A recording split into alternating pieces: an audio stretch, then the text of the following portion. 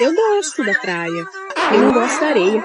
Bota o pé na areia, 40 graus, aquela areia torrencial queimando. Tudo fica cheio de areia, os calçados, os pés. Eu não gosto daquela areia pegajosa, eu não gosto. Eu não gosto do calor da praia, muito quente, torrencial. E a gente bota o pé na água, água gelada. A gente sai de lá sentindo frio. Não gosto da água gelada.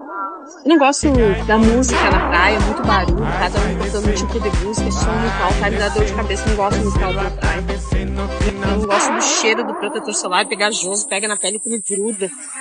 Eu não gosto do cabelo que fica duro, cheio de areia, quebradiço, não gosto. Isso eu não gosto. Não gosto do cheiro do churrasco na praia, camarão, carne assada. Não gosto desse cheiro.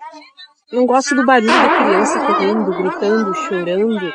Criança perdida na praia. Não gosto desses barulhos de criança. Não gosto. Mas eu gosto da praia.